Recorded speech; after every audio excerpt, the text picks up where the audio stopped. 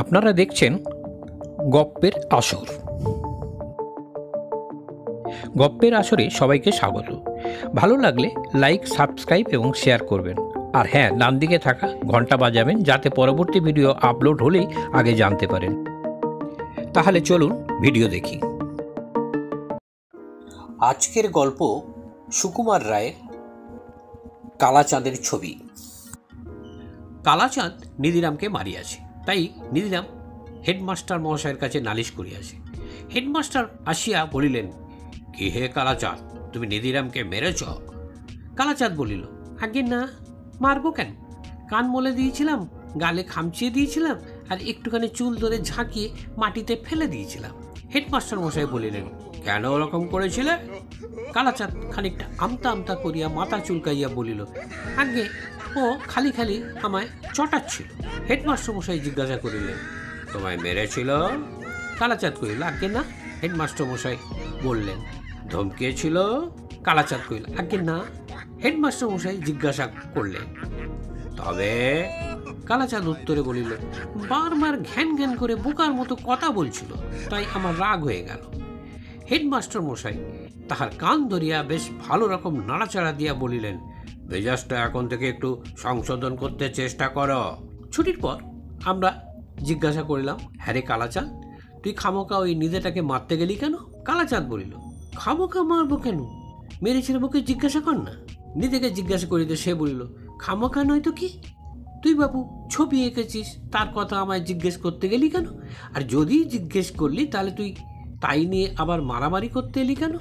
আমরা বললাম, আরে কি হয়েছে খুলেই বল না কেন? নিধিরাম বলিল, কালাচাঁদ একটা ছবি এঁকেছে, ছবির নাম খাণ্ডব দহন। সেই ছবিটা আমায় দেখিও জিজ্ঞেস করলো কেমন হয়েছে। আমি বললাম, এটা কি এঁকেছো? মন্দিরের সামনে শেয়াল ছুটছে? কালাচাঁদ কইল, না না, মন্দির কোথায়, ওটা হলো রথ, আর এগুলো তো শেয়াল নয়, রথের ঘোড়া। আমি বললাম, সূর্যটাকে কালো করে এঁকেছো কেন? আর ওই চামচিকেটা লাঠি নিয়ে ডিগবাজি খাচ্ছে কেন? কালাচাঁদ বলিল, আরে তা কেন, ওটা সূর্য নয়, সুদর্শন চক্র, দেখছো না কৃষ্ণের হাতে রয়েছে। আর তাল গাছ কোথায় দেখলে? ওটা তো অর্জুনের পতাকা। আমি জিজ্ঞাসা করলাম, আরে এগুলো বুঝি পদ্ম বলছো? কালাচাঁদ উত্তরে বলল, ওগুলো দেবতা খুব দূরে আছেন কি না, তাই ছোট ছোট দেখাচ্ছে। আমি জিজ্ঞাসা করলাম, আর ওই বুঝি চামচি কে হলো? কালাচাঁদ উত্তরে বললে, ওটা তো গরুর পাখি। আমি আবারও জিজ্ঞাসা করলাম, আচ্ছা ওই কালো কাপড় পরা মেয়ে মানুষটি যে ওদের মারতে আসছে, ওটি কে?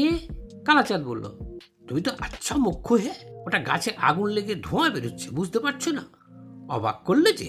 তখন আমি বললাম, আচ্ছা এক কাজ করো না কেন ভাই, ওটাকে তাণ্ডব দাহন না করে সীতার অগ্নি পরীক্ষা করো না কেন?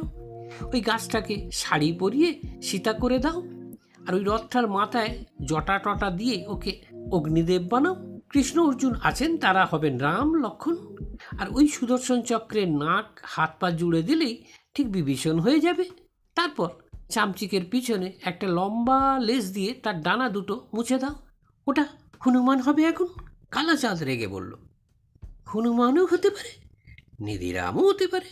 আমি বললাম, তাহলে ভাই আর এক কাজ করো, ওটাকে শিশুপাল বধ করে দাও, তাহলে কৃষ্ণকে বদলাতে হবে না। চক্র তুলে শিশুপালকে মারতে যাচ্ছেন, অর্জুনের মুখে পাকা দাড়ি গোপ দিয়ে খুব সহজে ভীষ্ম করে দেয়া যাবে। আর রথটা হবে সিংহাসন, তার উপরে যুধিষ্ঠিরকে বসিয়ে দাও।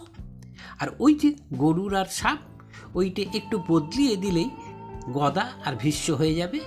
আর শিশুপাল তো আছেই, ওই গাছটাকে একটু নাক মুখ ফুটিয়ে দিলেই হবে।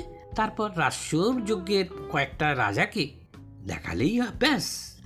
কথাটা কালাচাঁদের পছন্দ হলো না, তাই আমি অনেক ভেবেচিন্তে আবার বললাম, তাহলে জন্মেঞ্জয়ের সর্পযজ্ঞ কর না কেন? ওই রথটা হবে জন্মেঞ্জয়, আর কৃষ্ণকে জটা দাঁড়িয়ে দিয়ে পুরুষ ঠাকুর বানিয়ে দাও। সুদর্শন চক্রটা হবে ঘিয়ের ভাঁড়, যজ্ঞের আগুনের মধ্যে তিনি ঘি ঢালছেন, ওই ধোঁয়াগুলো মনে কর যজ্ঞের ধোঁয়া। একটা সাপ আছে, আরও কয়েকটা এঁকে দিও। আর অর্জুনকে করো আস্তিক, সে হাত তুলে তক্ষককে বলছে, তেষ্ট তেষ্ট। আর ওই চামচিকেটা মানে গরুরটা, ওটাকে মুনি টুনি কিছু একটা বানিয়ে দিও, পতাকাটাকে কিরকম করতে হবে সেইটা বলতে যাচ্ছি, এমন সময় কালাচাঁদ আমায় ধাক্কা দিয়ে বলল, থাক থাক, আর তোমার বিদ্যে করে কাজ নেই, সর দেখি। আমি বললাম, অত রাগ করো কেন ভাই? আমি তো আর বলছি না যে আমার পরামর্শ মতো তোমাকে চলতে হবে। পছন্দ হয় করো, না হয় করো না, ব্যাস। এর মধ্যে আবার রাগারাগি করো কেন? আমার কথা মতো না করে অন্য একটা কিছু করো না। মনে করো ওটাকে সমুদ্র মন্থন করে দিলেও তো হয়।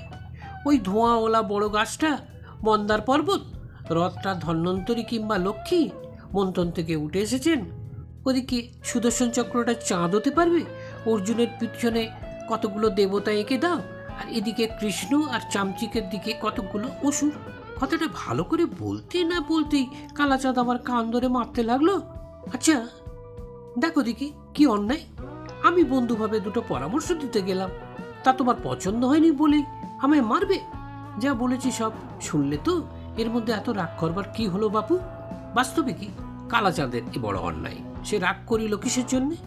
নিধিরাম তাকে মারে নাই, ধরে নাই, বকে নাই, গাল দেয় নাই, চোখ রাঙাই নাই, মুখ ভ্যাংচাই নাই, তবে রাগ করিবার কারণটা কি? ব্যাপারটা কি বোঝা গেল না। তাই সন্ধ্যায় সবাই মিলিয়া কালাচাঁদের বাড়িতে গেলাম। আমি বলিলাম, ভাই কালাচাঁদ, আমরা তোমার ওই ছবিটা দেখতে চাই, সেই যে সমুদ্র লঙ্ঘন না কি জানো? রামপ্রসাদ বলিল, ধুৎ, সমুদ্র লক্ষণ কিসে, অগ্নি পরীক্ষা। আর একজন কে যেন বলিল, না না না, কি একটা বদ। কেন জানি না কালাচাঁদ হাঁ হাঁ করিয়া একেবারে তেলে বেগুনে জ্বলিয়া উঠিল। যাও যাও, ইয়ার কি করতে হবে না বলিয়া সে তার ছবির খাতাকালি ফড়ফড় করিয়া ছিঁড়িয়া ফেলিল, আর রাগে গজরাইতে লাগিল। আমরা হতভম্ব হইয়া রইলাম। সকলেই বলিলাম, কালাচাঁদের মাথায় বোধ হয় একটু পাগলামের ছিট আছে, নইলে সে খামোকা এত রাগ করবে কেন?